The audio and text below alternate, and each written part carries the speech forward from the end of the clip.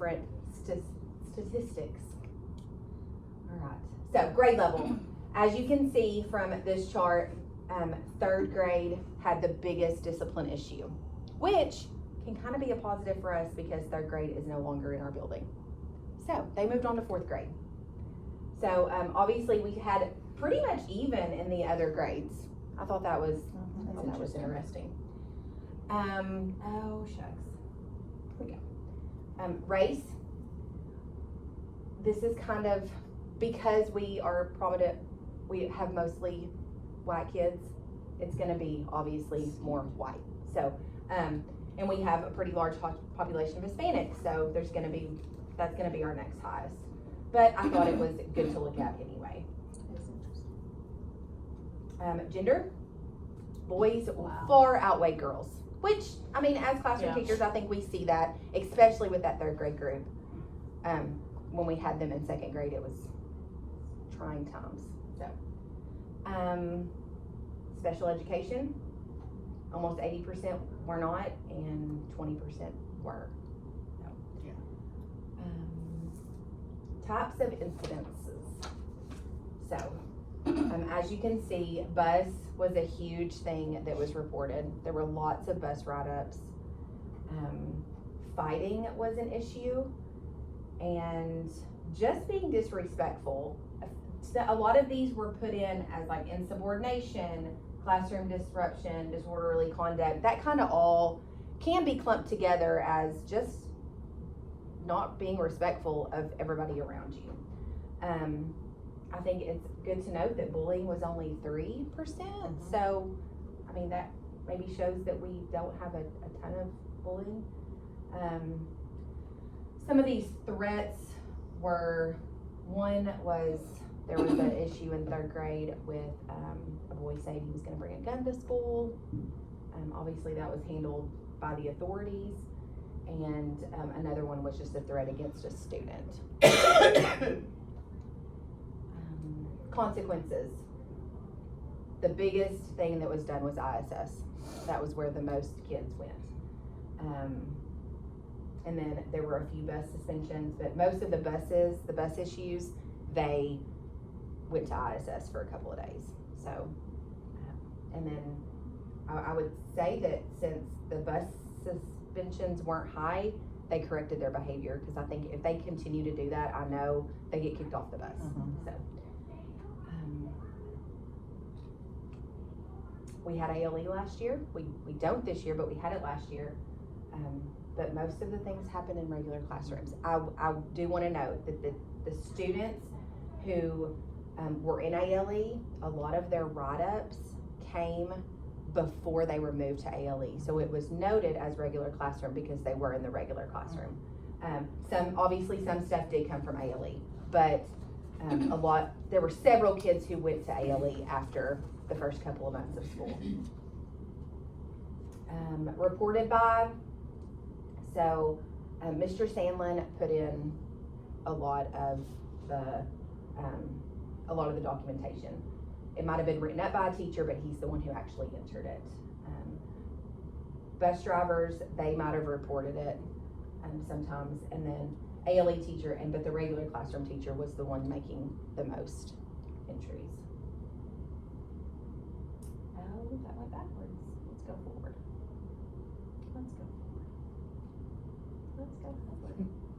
You went back again. Goodness, this happened last time. Okay, so how do y'all feel about that? What does it tell us? Well, I'm not surprised. I am a little surprised though about the type of incident, and I know how you said that if you group like the Insubordination. Yeah, that word. If you group that, the being disrespectful, classroom disruptions, that to me seemed like it would be a little bit higher. But I see if we clump them all together, it would be a higher percentage, because that seems to be a big. And I based it out off the code that was put in. Right. So, but then when the graph came up, I thought, oh, well, if you put all of those percentages together, it does become fairly high. Yes. I was a little surprised from grade level, since I was in kindergarten last year, that we had the lowest at 20%, I did feel that overall it would have been higher, so. I was thinking maybe it was skewed by after the first or second month of school when those kids were moved to ALE, Possibly. like it went down Well, and I for do the rest think- of the year, Too, in kindergarten, the first the adjustment. couple of weeks, Right. even first month, we give them some extended grace. Right. And Well, and it's good to note that you being in kindergarten last year, you know what it was like. Mhm. You also have to take into account that this data is hard data and it's only what's been put in. Right. So, Yes. I did talk to Mr. Sandlin and Dr. Hedinga about behavior, and obviously it was probably the grade level thing wasn't completely accurate because it only is based off of what was put into e-school. So it's Right. important to have those Things could have perspectives happened and not been of wrong. other grade, teachers that are in it in the thick of it. I wasn't super surprised at second grade where they were because, I mean, we had issues, but nothing compared to some of the other grade levels, Yeah. I feel Yeah. like. Especially things that were actually put in. Yes. So, I think it's important that we look at last year's data, but I also think it's important that we look at our current reality and talk about what we're dealing with now, because that's what's gonna help us improve. So, I'm gonna sit because I don't wanna stand and preach at you. So, our current reality this year, after talking to admin, and they believe that the year started better than it did last year, which is great because we learned things last year that helped us this year. Right. But how do y'all feel about? Well, I think that, and I've heard people say this, and I've been guilty of this, you talk to your teacher that gets your kid that maybe was a little bit defiant or disrespectful or a discipline problem. But this year for me, the ones that were tagged as very challenging have not been challenging thus far. We're only 3 weeks in, which is a good thing, but I think it's good to know that they're maturing, somewhat. Right. And that is reality. In kindergarten, they're not mature. And then they maybe a little bit in first, and then, they're growing up and learning, the rules and how to do school. So, I'm pretty positive right now. Yeah, so far self-control in my classroom is going well. Once again, compared to kindergarten last year, this is quite the difference. Transition Yes. for you. Yes. Denise, I know you have one that moved in though, from a different school district that is very trying. He is very trying, but we are doing well. Good. I've identified the areas where he blows up his triggers, that triggers him, so. Yeah. We have some things in place, some positive reinforcement, and, he wants a firm hand.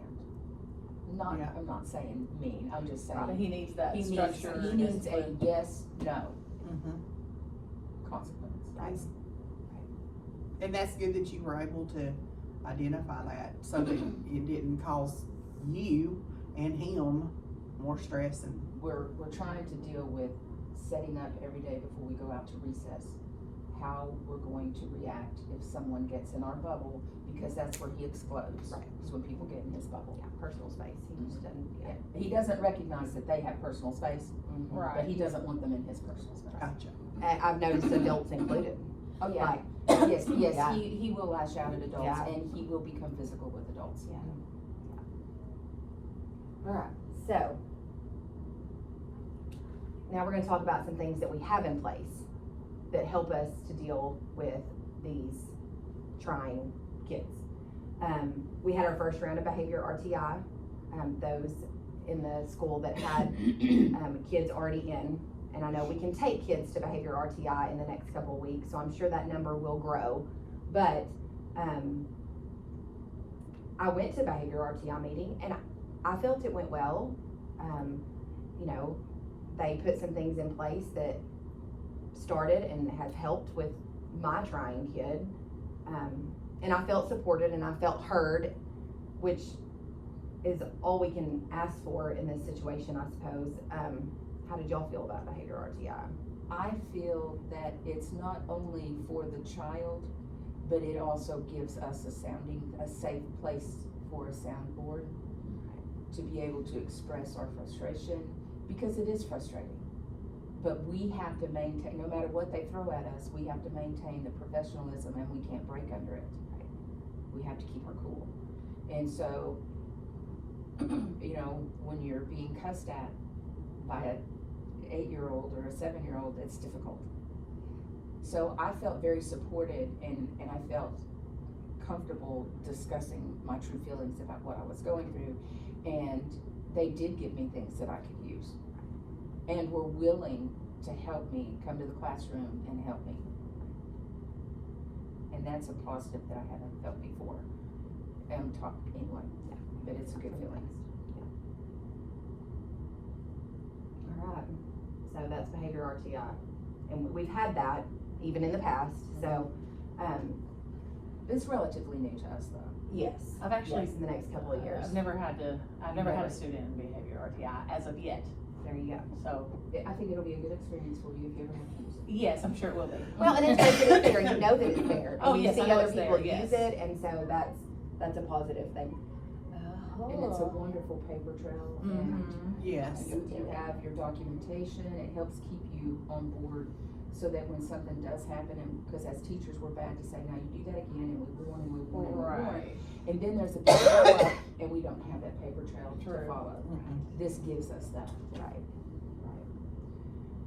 Speaking of documentation, positive behavior interventions and support. This is what, if you have a kid at behavior RTI, you were sent a ABC documentation page already set up that you can put the date and the time, and what happened. And so it works through what triggered it, then what happened, you know, what was the intervention, did it work?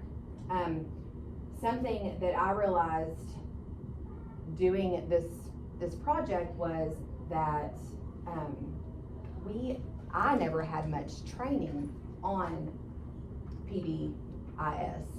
I know what ABC documentation is, but I was never fully trained on any of the things that go along with it that I think can be really good tools. So I added some examples of interventions that we can use.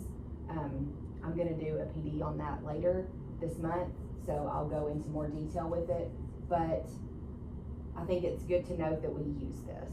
They also have a really good website where you can click on the behavior or whichever one you wanna use, and it gives you like an outline of this is how you should This do is it. how you should handle it, yeah, that's good. Good. And So- one thing with the ABC thing that I found last year, I had to use it a lot, and you can do it very quickly, especially if you're having multiple occurrences during the day. You can just go over, type the time, the incident, and you know what's happened. But if you have, say, 10 entries on one child in one day, which I did have, it helps you remember what happened first, what happened then, to kind of see. And again, the paper trail, you know, document. And trends, like what time of the So, day is it yes. happening? Is it every day at the same time? Is it only when they're around such and such child, or, you know, Right. you can see lots of Are trends. you seeing that's happening later in the afternoon, because that's wearing off? That's wearing off, yeah, Yeah. yeah, absolutely.